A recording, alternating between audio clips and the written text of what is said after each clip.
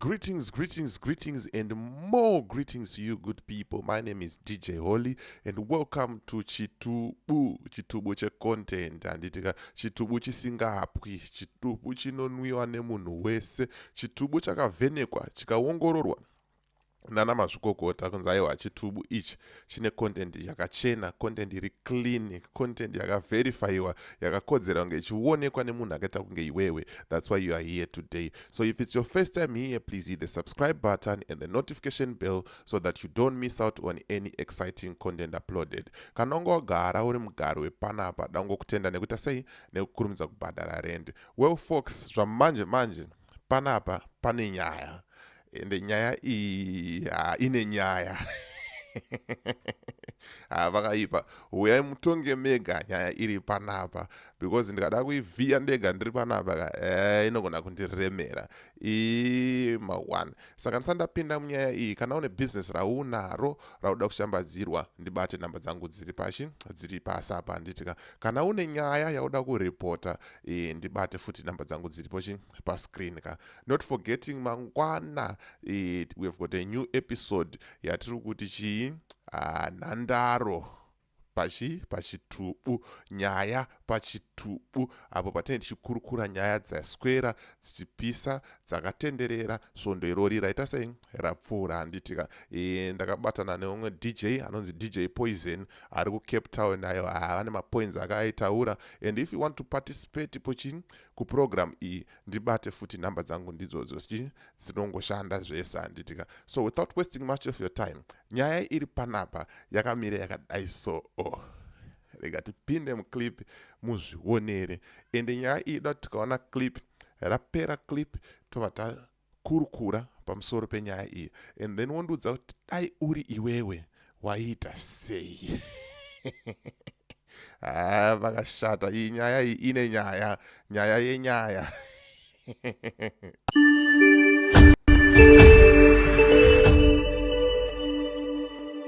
Nyaya ndei. Nyaya ndeyekuti ndakashayiwa mari mumba. Asi ndine fungidziro yekuti yakatorwa nehanzvadzi yemurume wangu. Nekuti ndinogara naye, saka akabva angondioneka akati ndakumboenda kuKariba ndambonohodha matemba. Hanzvadzi yemurume. Mari imari yamakashaya? 1,000. 1,000. Munita nezvei? Ndine takishop pamba. Munonge muchitengesa zvenyu? Ongu. Saka hanzvadzi yemurume yakabuda rini? Akabuda musi weFriday. Achiti ndakunohodha matemba? Ndakunohodha matemba kuKariba. Okay. Saka muri kuti 1,000 renyu rakaenda kuKariba? Ongu ndofungidzira ndinayo. Alright. Okay. Murume wenyu ari kupi? Anoita zvekudhiraivha matraks ari kubasa. Alright. Munhu akauya pamba musi wechipiri manheru muchimuvhurira dhoo na 1:45 usiku, ndiani? Pane nyaya apo. Kamuka Benten kandoitisana nawo.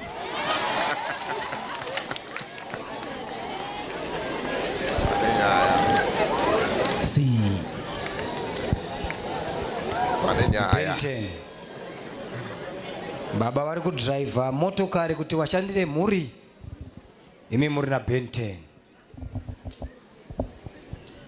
Alright. Apinda mumba Benten wenyu taakutongomudaro handitika? Akataura kuti ndine nzara, imi makaita sei paakati ndine nzara? Ndakamuka vandanobika masai mukicheni, mami nechingwa chanjirimo. Ndopaakasecha mari ipapo. Ndiani mari? Ndiye munhu akasecha chii? Munhu iyeyo.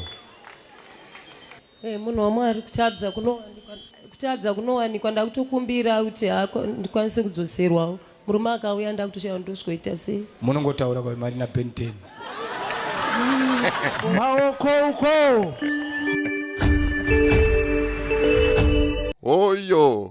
Oyo, ndakudzai kuti apa pane nyaya ine nyaya. Sada tichikurukure panapa kuti 1, uriwe prophet waita sei nyaya iyi? Bo here matongero akaitwa nyaya naprofeta aya kunzanzi unongoudza murume wako kuti mari ina Benten. uriwe mukadzi akabirwa mari iyi, waita sei waudzwa kunzi Ben 10 ndiye akaba mari? Wainokonfranda Ben 10 here kuti ndipe mari yangu? Apa munhu ari kupatika padheni pako na 1 am kota to 1 manheru makunze koedza, womuvhurira dho achitoti ane nzara futi. Ndambokuudza kuti pane nyaya ko kuzoti iwe uriwe murume uriwe murume muridzi wemukadzi, woudzwa kunzi mari yakabiwa naBen 10, angavhurirwa dho nakota to 1 am, unoita sei?